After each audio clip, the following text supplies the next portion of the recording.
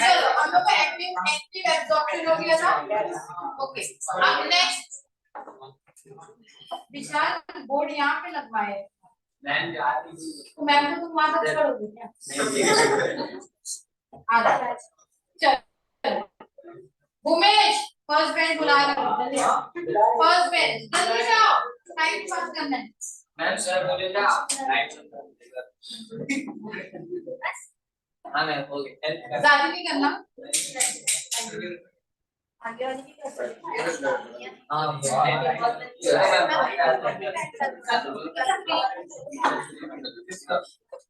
चलो आज हम लोग एक्टिव एब्जॉर्प्शन पैसिव एब्जॉर्प्शन देखे थे। अब मेरे को ये बताओ एक्टिव एब्जॉर्प्शन क्या या एक्टिव ट्रांसपोर्ट एक्टिव आ गया समझ जाने का चाहे एडीपी यूटिलाइज होता है किसके थ्रू होता है हाँ डायरेक्टली रूट्स यूज करते हैं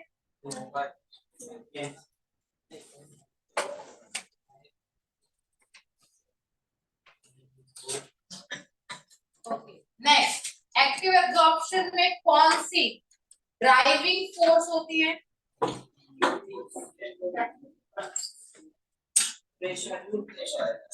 ड्राइविंग फोर्स कौन सी होती है root pressure okay passive absorption में ड्राइविंग फोर्स कौन सी होती है ट्रांसपिरेशन ट्रांसपिरेशन है कि ट्रांसपिरेशनल व्हाट इज ट्रांसपिरेशन जिससे डेफिनेशन पूछोगी वही आंसर देगा और वो है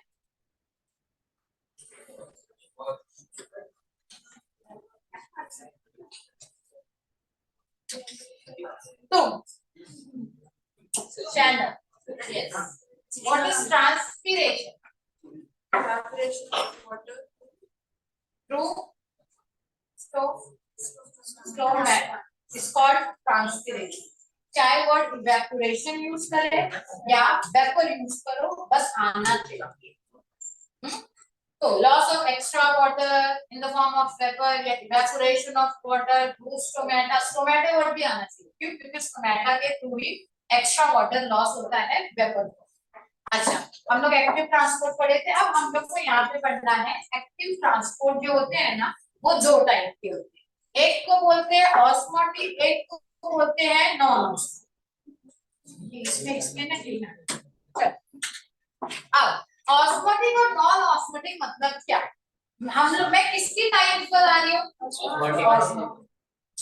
मैं किसकी टाइप बता रही हूँ एक्टिव ट्रांसपोर्ट तो एक्टिव ट्रांसपोर्ट में मेन क्या था मेन क्या है active transport low to high जाओगे कि हाई टू जाओगे लो टू हाई जाओगे तो ये प्रिंसिपल भूलना मत अभी बता रही हूँ इसमें तुम कंफ्यूज हो जाओगे ऑस्मोटिक के बारे में बिल्कुल अच्छा नहीं दिया टेक्स्ट बुक में लगे तो अभी एक बार पढ़ लो कुछ नहीं समझ में आने वाला नॉन ऑस्मोटिक फिर भी समझ में आ गया तो अभी देखो हम लोग टाइप्स पढ़ रहे हैं एक्टिव ट्रांसपोर्ट की एक्टिव में क्या होता है कोई भी चीजें कोई भी आयंस मिनरल अपने लो कॉन्सेंट्रेशन से हायर कॉन्सेंट्रेशन की तरफ जाते हैं तो सबसे पहला आएगा ऑस्मोटिक एब्जॉर्प्शन जो किसने दिया था एटकिंस ने और प्रिस्ली ने किसने बताया था कि ऑस्मोटिक एक्टिव ट्रांसपोर्ट भी करके कुछ तो फिनोमेना या मैकेनिज्म प्लांट शो करते हैं अब देखो यहाँ पे लिखा गया है to create osmotic condition there is an expenditure of energy active पर डे जाहिर सी बात है एनर्जी यूज होने वाली but such absorption does not directly require an expenditure of energy तो यहाँ पे इसका मतलब ये हो रहा है कि एनर्जी तो लग रही है पर वो डायरेक्टली नहीं लग रही इनडायरेक्टली अब इसका मतलब क्या टेक्स्ट बुक में भी इतना देके खत्म अब सुनो क्या जब वाटर लो टू हाई जाएगा तो यहाँ पे लो मतलब सॉइल में हाँ और एक और चीज वाटर नहीं एक्टिव ट्रांसपोर्ट बोली थी ना आयंस का होता है आयंस तो लो टू हाई जाएगा तो आयंस पहले लो टू हाई होंगे तो यहाँ पे होता क्या है कि यहाँ पे सॉइल में आयंस कम है और अंदर प्लांट के अंदर यानी प्लांट की रूट के अंदर, क्योंकि एब्जॉर्प्शन तो वो लोग करने वाले, तो रूट के अंदर आयंस जो है वो ज्यादा। एक चीज तो आयंस ज्यादा होते नहीं है, ज्यादा इन लोग करते हैं। तो क्या करते थे पहले ना, रूट के अंदर आयंस ज्यादा नहीं थे, कम थे, तो ये क्या करते हैं और भी जितने आजू बाजू के आयंस है उसको सबको रूट में बुलाते। तो जब आजू बाजू के और भी दूसरे पोर्शन से, स्टेम से, लीफ से आयंस अपने पास बुलाते हैं, तब जाके ये हाई कॉन्सेंट्रेशन आयंस अंदर डेवलप होता है। और ये करने के लिए एटीपी लगती है। समझ में आया? ये करने के लिए क्या हो गया, आ जाओ ना। मतलब जान के लेट आता है कि उसको लास्ट में बैठने मिले। कोई एक दिन लेट आएगा, 2 दिन आएगा, आज हमारा थर्ड डे तो लेट ही आएगा। समझा? तो यहाँ पे एटीपी क्यों लग रही है? डायरेक्ट नहीं लगी, यहाँ पे इनडायरेक्टली लगी आयंस को अंदर ज्यादा रखने की। समझो? तो ये दिया था ऑस्मोटिक एब्जॉर्प्शन और ये एटकिंस एंड प्रिस्लेरी है। अब आते हैं हम लोग नॉन ऑस्मोटिक एक्टिव ट्रांसपोर्ट, जो किसने दिया था? क्रैमर ने और थायमैन ने दिया था। क्रैमर और थायमैन ने ये नॉन ऑस्मोटिक दिया था। इसमें क्या लिखा है? वाटर इज एब्जॉर्ब, ये बड़ा सिंपल है, water is absorb against the concentration gradient require expenditure of energy. तो नॉन ऑस्मोटिक में ये बताया गया कि बड़ा सिंपल है, जो एक्टिव हम लोग पढ़े ना वही को नॉन ऑस्मोटिक में एज इट इज छाप दो। बस क्या लिख देना है कि भाई क्रैमर और थायमैन ने एक दूसरे थियरी दी थी जिसका नाम था नॉन ऑस्मोटिक, बस। तो इसने क्या बताया कि कभी कभी ऐसा होता है कि यहाँ पे लो टू हाई भी जाना पड़ता है। वो सारी चीज नहीं बताई कि भाई आयंस हाई, आयंस पहले अंदर आते हैं, ज्यादा होते हैं, फिर कोई चीज लो से आई, ये सारी चीज इसने कुछ नहीं बताई जो ऑस्मोटिक ने बताई। तभी तो दो अलग थियरी है। तो इन लोग ने बताया कि कभी कभी ऐसा होता है कि आयंस को लो टू हाई जाना पड़ता है और जिसकी वजह से एनर्जी लूज होती है। मैं शायद से ना ऑस्मोटिक का समझ अलग हो सकता है। देखो देखो भी हो रहा है सही नहीं।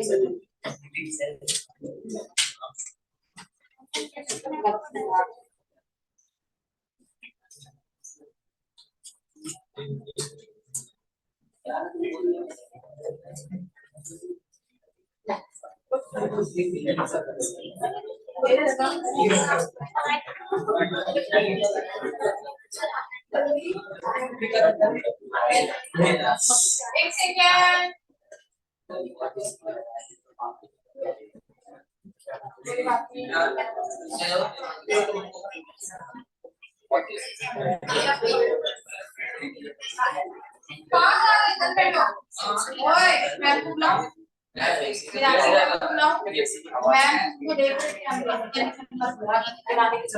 सही है। तो यहाँ पे ये हो गया हम लोग का ऑस्मोटिक। क्या खा रहे हो? देखो भी दे दो ना, मैं भी भूखी हूँ सुबह। चलो ये हो गया हम लोग का osmotic and non osmotic.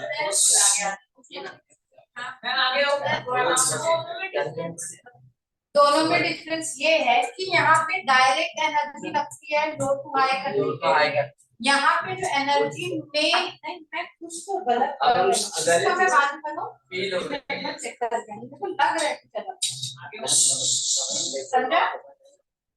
Osmotic में बाद में बताती हूँ, मतलब नेक्स्ट लेक्चर जब रहेगा। ऐसा लग रहा है मैं कुछ मिस कर रही हूँ। अभी सुनो, नेक्स्ट हम लोग पढ़ना है ट्रांसलोकेशन ऑफ वाटर। तो देखो ट्रांसलोकेशन ऑफ वाटर को क्या बोलते हैं? ट्रांसलोकेशन ऑफ वाटर को बोलते हैं एसेंट ऑफ सेल। ये इतना ये करने की जरूरत नहीं है।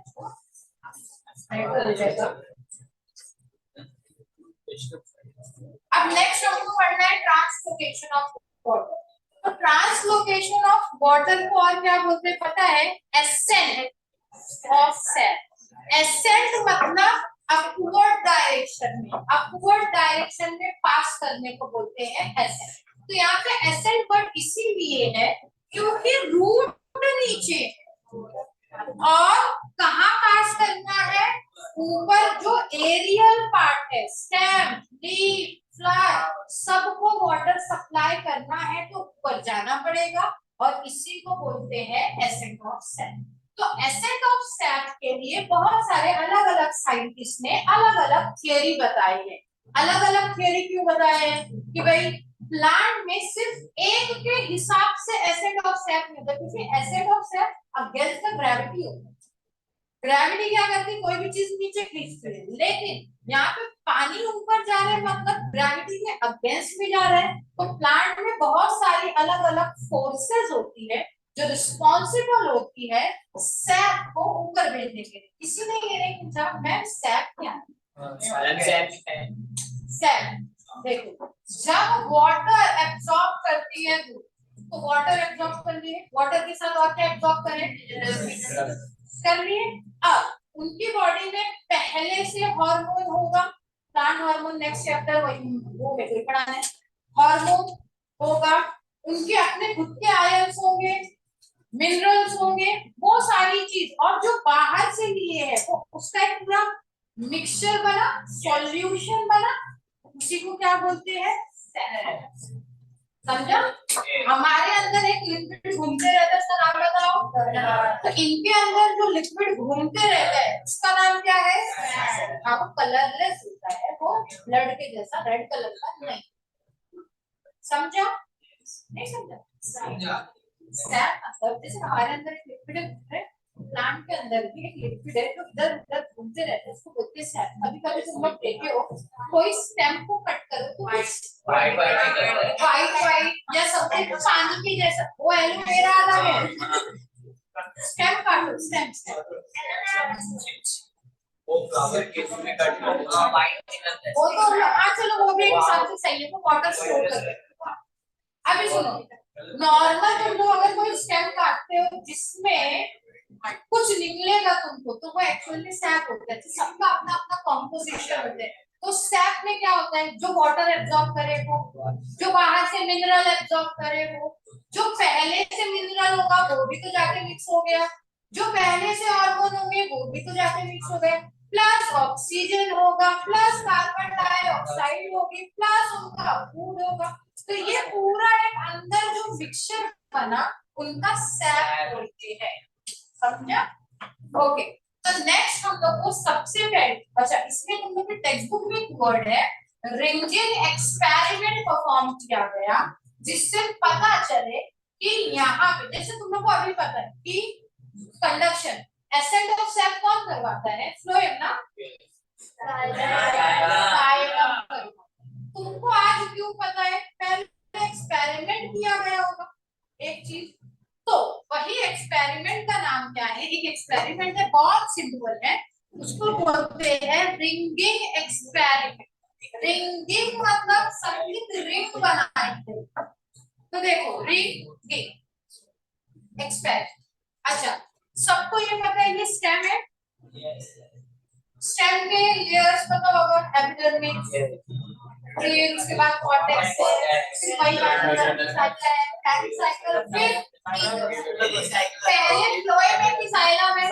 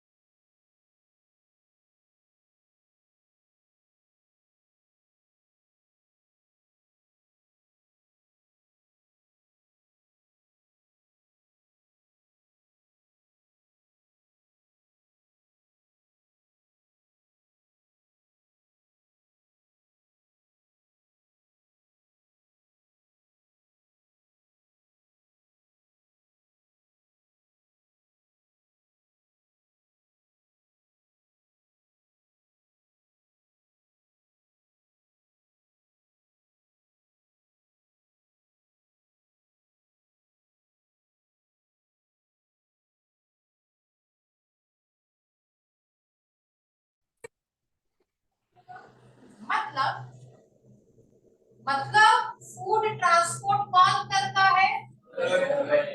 अगर फ्लोएम, ये तो पता चल गया, लेकिन जब देखा गया कि यहाँ पे वाटर का कॉलम, कुछ भी वाटर डिस्टर्ब हुआ ही नहीं, वाटर का कंडक्शन डिस्टर्ब नहीं हुआ, तो क्या रहने दिए थे हम लोग? यानी कंडक्शन कौन कर रहा है? वाटर। समझा? लिखिंग एक्सपेरिमेंट में एक साइड में रिंग बनाई, लेने के बीच से पूरा काट, किनारे किनारे से फ्लोएम काट दिए। फ्लोएम जब काटे, यहाँ पे फूड आ गया, एक्यूमुलेट हो गया, इसका मतलब, और यहाँ पे क्यों हुआ, मैं यहाँ पे क्यों नहीं बताई, इसके पीछे भी रीजन है। लीफ ऊपर, वो खाना नीचे भेजे, समझे? फूड नीचे भेजे, तो इसलिए वो यहाँ पे एक्यूमुलेट होने लगे, और नहीं क्या तभी यहाँ पे एक्यूमुलेट, समझा? हाँ, फिर देखिए क्या है, वाटर कंडक्शन डिस्टर्ब हुआ ही नहीं है, इसका मतलब जाइलम, जिसको हम कुछ भी नहीं कर रहे थे, ये जाइलम ही है जो वाटर को कंडक्ट कर रहे हैं।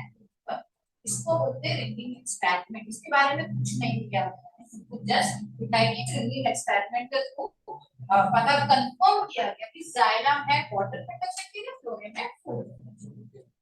समझा? तो चलो, ये हो गया। अब यहाँ पे कंडक्शन तो होता है वाटर का, जाइलम के थ्रू कंफर्म हो गया, पर कौन सी फोर्स रिस्पॉन्सिबल होती है इस कंडक्शन के लिए? तो सबसे पहली है रूट प्रेशर थियरी। तो देखो, यहाँ पे तुम लोग को समझने के लिए कोई सी भी थियरी समझो, एक वर्ड है वो हमेशा आएगा, जिसको बोलते हैं वाटर कॉलम। क्या? वाटर कॉलम बोलो, वाटर चैनल बोलो, कुछ भी। तो ये होता क्या है, तुम लोग को पता है कि भाई वाटर फ्लो में ऊपर जाएगा, ऐसा नहीं कि 5 मॉलिक्यूल चले गए फिर अभी बोलेंगे यहाँ रुक जाए, फिर थोड़े चले गए, तो ये गैप नहीं होता है।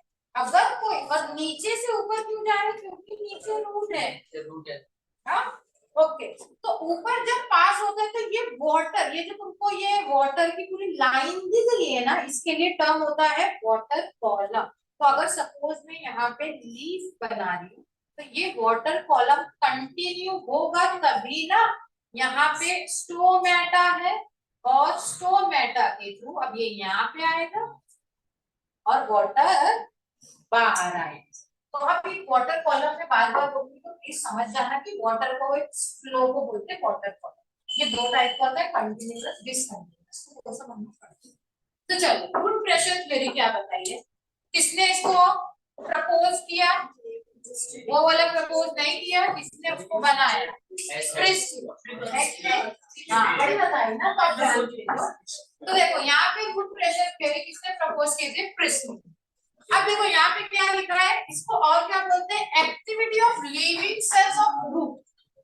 लिविंग सेल्स ऑफ रूट, यानी यहाँ पे रूट प्रेशर थ्योरी किसकी वजह से हो रही है? घुमा फिरा के एक ही बात करें, रूट के सेल्स की वजह से जो भी फोर्स मेंटेन हो रही है, जनरेट हो रही है, उसी को रूट प्रेशर बोलते हैं। अभी बताती हूँ होता क्या, देखो। As a water absorption by root is constant and continuous process, a hydrostatic pressure develops. अब होता क्या है, रूट, मैं बोली थी ना, अगर किसी के पास कोई सामान है, वो खरीदते ही जा रहे हैं, रोज रोज रोज एक एक एक एक एक एक एक एक खरीद रहे, पर वो डिस्ट्रीब्यूट नहीं कर, या कर भी रहा होगा, तो अब हम लोग के पास जब कोई चीज बहुत ज्यादा है, तो हमारे में भी प्रेशर आता है ना, वो खराब हो जाएगी। तो सेम रूट क्या करते हैं, वाटर एब्जॉर्प्शन कंटिन्यूअसली करते ही रहते, जो हम पहले पढ़ चुके हैं। तो कंटिन्यूअसली जब वाटर एब्जॉर्प्शन होते रहेगा, तो अब इन लोग अपने पास रखेंगे क्या? नहीं तो हमारे जो रूट के सेल है वो डैमेज हो जाएंगे। लेकिन हर चीज की एक लिमिट होती है कि वो कितना स्टोर करेंगे। वैक्यूल में इधर बाद में आराम से इधर वैक्यूल में क्या काम होता है? वाटर को स्टोर करना। वाटर एक लिमिट तक स्टोर करेंगे, ज्यादा हो जाएगा तो जाहिर बात है वैक्यूल बर्स्ट हो गए तो सेल बर्स्ट होंगे, सेल बर्स्ट होंगे तो आजू बाजू वाले भी डैमेज होंगे और रूट भी डैमेज हो सकती है। तो जाहिर सी बात है, पता है कि नुकसान होने वाला है तो काम करेंगे क्या? और हमेशा रूट जो है वाटर एब्जॉर्ब किए जा रहे, तो इनके अंदर, रूट के अंदर, इसके अंदर, रूट के अंदर एक प्रेशर मेंटेन होता है। किसकी वजह से? कौन अंदर आया? वाटर अंदर आया, तो नाम भी हो गया हाइड्रो, मतलब वाटर की वजह से हाइड्रोस्टैटिक प्रेशर मेंटेन। अब ये हाइड्रोस्टैटिक प्रेशर कहाँ पे हम लोग प्रेशर मेंटेन हुआ। अब इन लोग करते क्या है, इन लोग ये करते हैं नीचे से पानी ऊपर भेजते, क्योंकि रूट नीचे है, तो रूट नीचे है, तो ये क्या करते हैं जो प्रेशर आता है इनको, वो प्रेशर इनको मतलब रूट क्या करते हैं वाटर को धीरे धीरे धीरे धीरे धीरे पानी जो है या वाटर के जो मॉलिक्यूल्स है वो ऊपर पास करती है, और इसी को बोलते हैं रूट प्रेशर थियरी। तो यहाँ पे ये जो रूट प्रेशर थियरी है उसकी वैल्यू नियर अबाउट +1 या +2 बार होती है बस। क्या +1 या +2 बार होती है पॉजिटिव प्लस में। देखो अब ये जो +1 या +2 बार है ये 10 से 20 मीटर के जो प्लांट्स होते हैं ना उनके लिए इनफ है। 10 मीटर भी अच्छे खासे लंबे प्लांट है, 20 मीटर भी अच्छे खासे लंबे प्लांट है। तो देखो सिर्फ इतनी सी वैल्यू रूट प्रेशर की इतनी भी वैल्यू होगी तो वो 10 से 20 मीटर लंबे प्लांट में नीचे से अगेंस्ट द ग्रेविटी वाटर को ऊपर भेज सकते। लेकिन इस थ्योरी के कुछ ड्रॉबैक जरूरी कोई, हम लोग क्या बोले कितने मीटर प्लांट के लिए ये वैल्यू होती है, अगर 100 मीटर के भी प्लांट आते, एक प्लांट है जो कैलिफोर्निया में मिलता है उसको बोलते हैं रेडवुड प्लांट, जो कम से कम हजारों सालों जीते। पहली बात तो अब 1000 साल जीते वो तो उसका लाइफ स्पैन है वो नियर अबाउट 90 से 100 मीटर्स के मीटर। तो अब देखो इतने हम लोग क्या बोले रूट प्रेशर थियरी से 10 से 20 मीटर के पास, तो जो 30 40 50 60 70 के लिए जो हाइटेड प्लांट है उनमें कौन करता है कि नहीं। तो अब हम लोग को पढ़ना है कि ये रूट प्रेशर थियरी के ऑब्जेक्शंस क्या क्या है। अच्छा यहाँ पे डायरेक्ट कैपिलरी यहाँ पे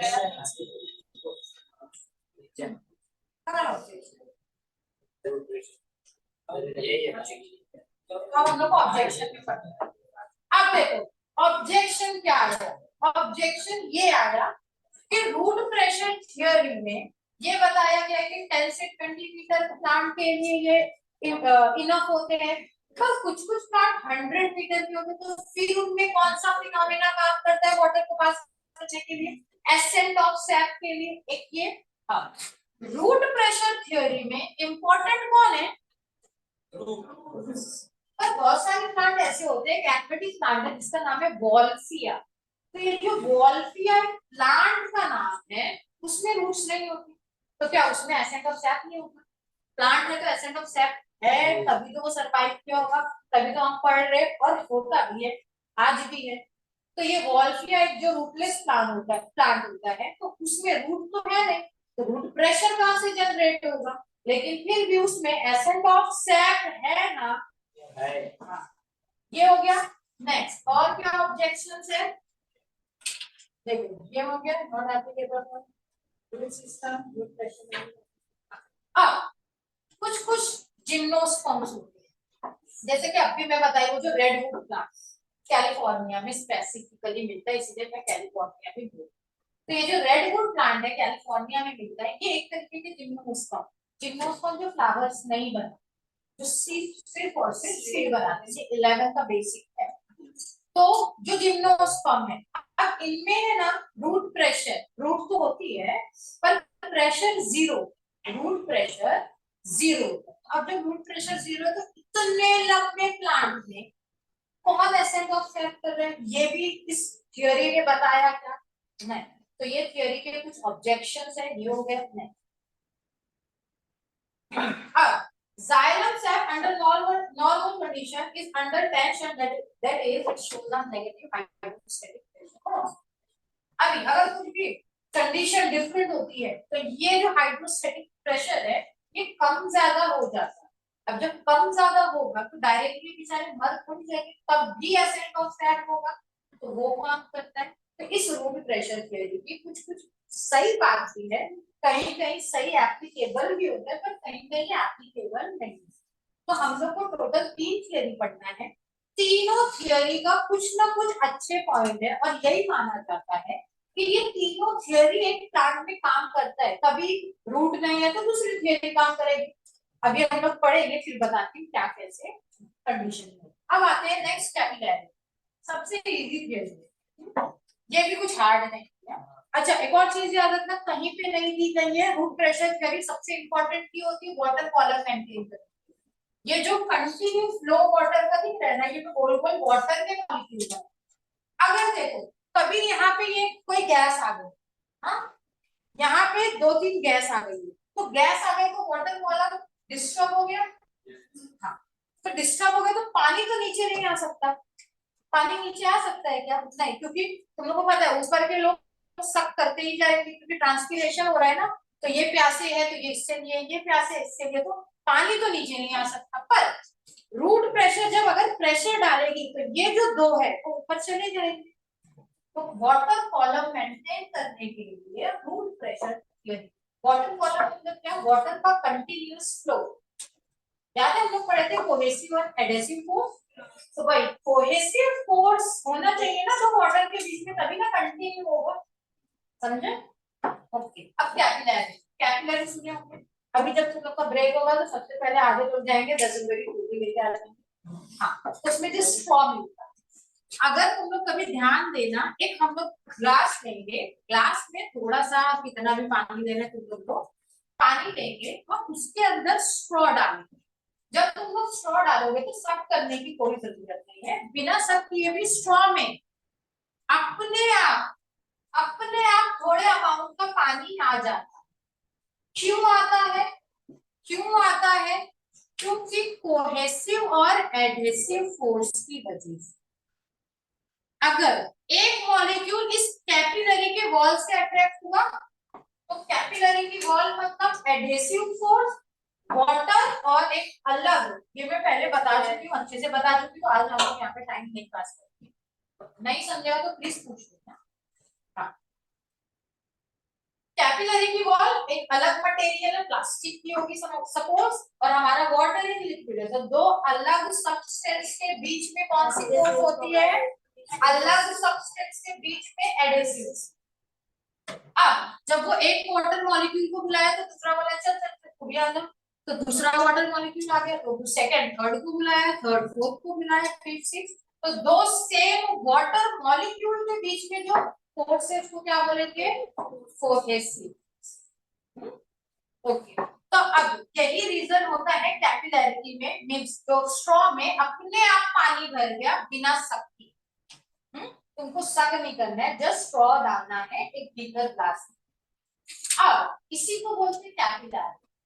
तो ये देखो वाटर की ये कोहेसिव और एडहेसिव फोर्स होने की ही वजह से इसको क्या बोलते हैं? Surface tension. वाटर कितनी भी नैरो जगह हो उसमें अपने आप को एडजस्ट कर लेता है, उसके थ्रू को जहां जाना है वो जाता है। सिंपल टर्म में सरफेस टेंशन यही होता है हमारे बायोलॉजी में, हमारे केमिस्ट्री में क्या नेक्स्ट। तो देखो कोहेजन एंड एडिशन दिखाइए। अब और क्या है?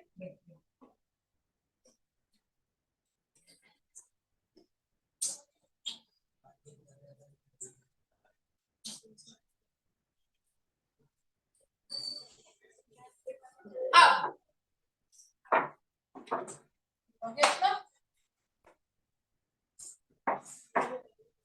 अब देखो यहाँ पे एक और चीज, जब हम लोग ग्लास में स्ट्रॉ को रखे, पानी एक लेवल तक ऊपर आता है, ऐसा नहीं कि ओवरफ्लो हो गया स्ट्रॉ से बहने लगे। तो यहाँ पे भी अगर कैपिलैरिटी जो थियरी दी गई है उसमें भी एक सर्टेन लेवल तक ही एसेंट ऑफ सैप हो सकता है बिकॉज ऑफ कैपिलैरिटी। एक लेवल तक हो सकते हैं, छोटे छोटे प्लांट में होगा, बहुत ज्यादा लंबे लंबे प्लांट में तो कैपिलैरिटी बिल्कुल नहीं हो सकते है कि नहीं? तुम लोग अगर एक ग्लास में स्ट्रॉ रखो लगभग इतना सा ही पानी और कम इतना सा ही पानी स्ट्रॉ में आएगा बिना सब। अब लेकिन एक चीज, अब इसमें ऑब्जेक्शंस क्या क्या है कैपिलैरिटी समझ में? ऑब्जेक्शन, जब हम लोग जब बीकर में स्ट्रॉ रखे तो बीकर में स्ट्रॉ रखे ना, और बीकर में क्या था? तो स्ट्रॉ जो है, स्ट्रॉ जो है वो वाटर से डायरेक्ट कांटेक्ट में था, तो अगर हम इस थियरी को भूमेश माने तो ये थियरी कुछ गलत भी बता रही है। क्या देखो क्या बता रही है वो सुनो। क्या बोल रहा है? हाँ, जो स्ट्रॉ है वो वाटर से डायरेक्ट कांटेक्ट में होता है, डायरेक्ट कांटेक्ट में, पर हमारे प्लांट में ऐसा नहीं होता है। हमारा जो जाइलम है वो क्या डायरेक्ट पानी में डिप होता है, जाइलम के बीच में आते हैं रूट्स। तो ये अगर थियरी सही है तो ये ऑब्जेक्शन भी सही है कि नहीं? रूट बीच में आ गई ना, डायरेक्टली हम जाइलम को पानी में रखते रहते हैं क्या? नहीं, जाइलम तो एक अंदर की लेयर है जो वाटर को कंडक्ट करती है, ऊपर भेजती है, लेकिन बीच में क्या बोलते हैं इंटरमीडिएट आ जाते हैं जिसका नाम है रूट। तो ये थियरी सबसे कम acceptable theory, less acceptable theory जो तीन में से है ना, ये वाली सबसे लेस एक्सेप्टेबल। जो थर्ड पढ़ेंगे ना वो वाइडली एक्सेप्टेबल थियरी, तो मैं तब बता। एक ये हो गया। नेक्स्ट, अब स्ट्रॉ का केस ये भी होता है कि स्ट्रॉ जितना ज्यादा नैरो होगा वाटर उतना अपने आप ऊपर जाएगा। तो जितना मोटा पाइप लोगे, स्ट्रॉ लोगे, उतना कम लेवल तक पानी आएगा। समझा? यानी यहाँ पे डायामीटर मैटर करता है। जितना पतला पाइप पानी उतना ऊपर जाएगा, जितना मोटा पाइप पानी नीचे तक ही रहेगा। लेकिन हमारे प्लांट में ऐसा नहीं होता है। प्लांट में अगर प्लांट छोटा है तो अभी उसका जाइलम इतना डेवलप नहीं हुआ है तो वो पतला पतला रहेगा, और जितना बड़ा प्लांट है उसका जाइलम बड़ा बड़ा रहेगा। तो यानी मतलब बड़े प्लांट को तो पानी ज्यादा चाहिए ना, लेकिन मोटा है मतलब पानी ऊपर नहीं जाता है। तो ये ऑब्जेक्शंस भी करेक्ट है। ओके, नेक्स्ट, हम जो स्ट्रॉ लिए है, स्ट्रॉ ऊपर और नीचे से हॉलो होना चाहिए ना, खाली होना चाहिए। ऊपर से भी कुछ नहीं होना चाहिए, नीचे से भी कुछ नहीं होना चाहिए। फिर तुम लोग को अगर पता होगा कि जाइलम में तुम लोग 4 टाइप के सेल्स पढ़े थे, xylem, tracheids, vessels, xylem parenchyma, xylem fibre. तो पैरेन्काइमा फाइबर का अलग काम है, वो मैं फिलहाल नहीं बताऊंगी। दो इंपॉर्टेंट कौन है? Tracheids and vessels. ये लोग होते, देखो यहाँ पे डायग्राम भी बना है। अच्छा, नाम ये है हम लोग का वेसल्स, ये है नहीं, ये है हम लोग का ट्रैकिड्स, और ये है हम लोग का वेसल। तो हम लोग को स्ट्रॉ कैसे नीचे से खुला? तो चलो वेसल्स तो वैसा ही है, वेसल्स ऊपर से भी खाली होते हैं। हाँ, ये कि नीचे बीच बीच में प्लेट्स होती है, पर खाली तो है ना कम से कम। लेकिन ब्रैकेट्स तो बिल्कुल भी पाइप के जैसा दिख रहा है क्या, या स्ट्रॉ जैसा दिख रहा है? तो फिर ये कैपिलैरिटी सही है कि गलत है? इसके गलत नहीं बोल सकते। कब मैं बताती हूँ क्या समझ में आया। ये हो गया। फिर तुम लोग ये मेरे को ये बताओ कि वाटर कंडक्शन में जाइलम ज्यादा इंपॉर्टेंट रोल प्ले करते हैं, सॉरी सॉरी सॉरी, वेसल्स ज्यादा इंपॉर्टेंट रोल प्ले करते हैं कि ट्रैकिड्स? पर इस थियरी ने बताया कि ट्रैकिड्स ज्यादा अच्छा रोल प्ले करते हैं। क्यों? क्योंकि यहाँ पे इन लोग ने बताया कि ये लोग वाटर को बहुत अच्छे से स्टोर करके रख सकते हैं। तो स्टोर को नहीं करना है, कंडक्ट करना है। समझ में आया? ये है कुछ ऑब्जेक्शंस कैपिलैरिटी। समझा? कुछ डिफिकल्ट था? हाँ ना? अच्छा, सबसे इम्पोर्टेंट तो बता ही नहीं, ये थियरी किसने दी थी? बोहे। और पहली वाली theory root pressure, Christie, Atkins and Christie. Capillarity बोहे। अब ये हो गया। जो लास्ट थियरी है जिसको बोलते हैं ट्रांसपिरेशनल पुल, ये वाइडली एक्सेप्टेबल थियरी। सबसे लीस्ट एक्सेप्टेबल थ्योरी कौन सी है, और वाइडली एक्सेप्टेबल थ्योरी कौन सी है? और इसी को दूसरा क्या बोलते हैं? Cohesion theory.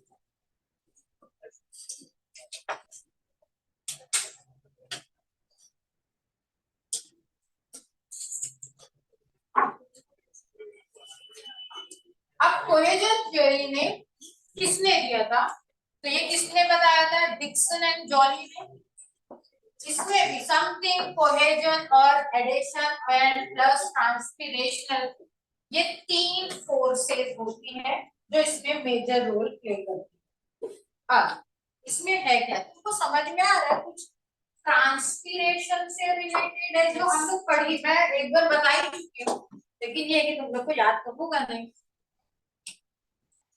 अब देखो क्या सबको पता है प्लांट में क्या क्या होता है।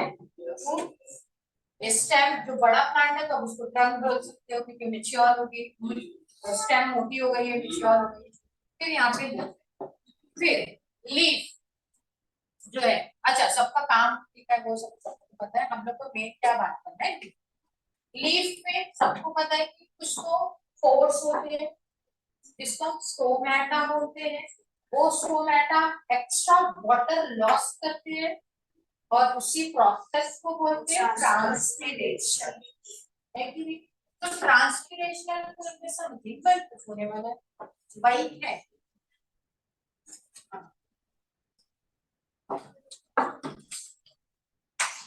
अब देखो होता क्या है,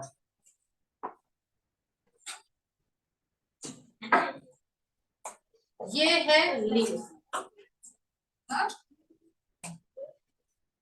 ये है क्या लिख रहे हैं? अभी देखो यहाँ पे ये है लीफ।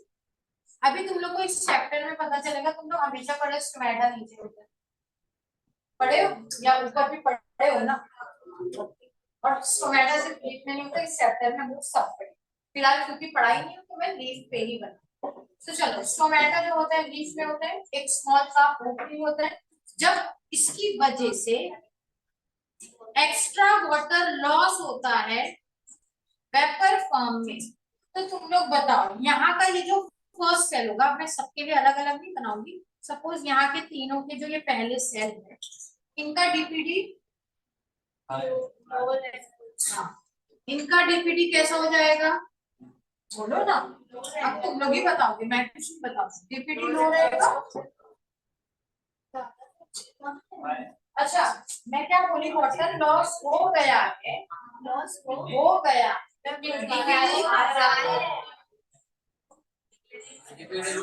वाटर लॉस होगा, कैसे होगा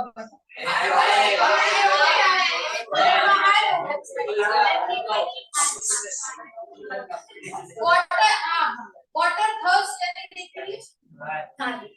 जब मैं बोल रही हूँ ये एक सेल है, इसका ना वाटर लॉस हो गया तो प्यासा हो गया ना, और प्यासा हो गया मतलब डीपीटी ज्यादा।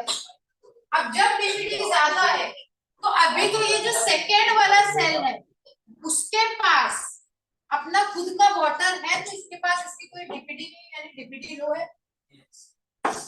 जब इसका वाटर लॉस हुआ तो वो बाजू वाले से ही पानी मांगेगा ना, तो जब इससे पानी मांगेगा बाजू वाले से अपने प्यास बुझाने के लिए, तो इसकी डीपीडी कम हो जाएगी, प्यास खत्म क्योंकि वो बाजू वाले से पानी ले लिया। लेकिन बेचारा ये प्यासा हो जाएगा, फिर सेम चीज ऐसा चलते रहेगी। तो देखो ट्रांसपीरेशन करता क्या है, एक्स्ट्रा वाटर तो लॉस करता है, पर ऊपर वाले मींस एक के बाद एक के बाद एक लोग प्यासे होते जाते हैं। तो रूट खुद से पानी ऊपर, इन लोग एक सक्शन फोर्स डालते हैं, रूट सक्शन करना। तो इन लोग ऊपर से एक सक्शन फोर्स डालते हैं कि भाई हम प्यासे हैं, हमको पानी दो। स्टेप बाय स्टेप होता है, एक प्यासा है दूसरे से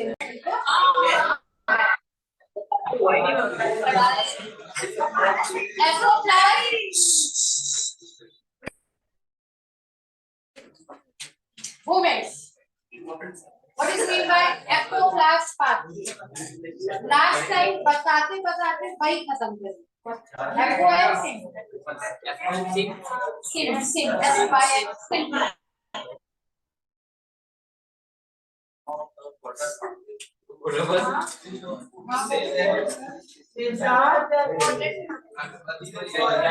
ओके बताओ आंसर बताना है।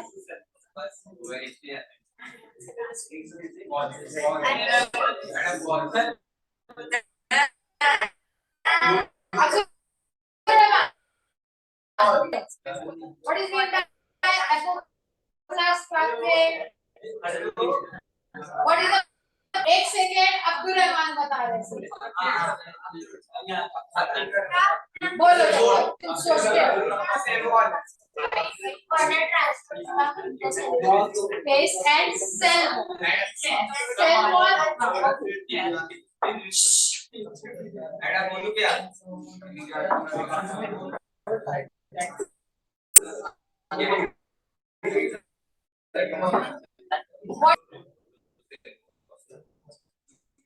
Cell wall and intercellular space.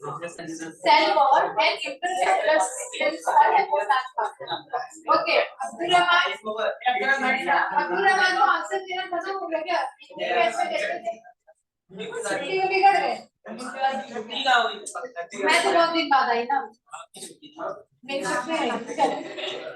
What is mean by sim class fun? हाँ कोई बात नहीं।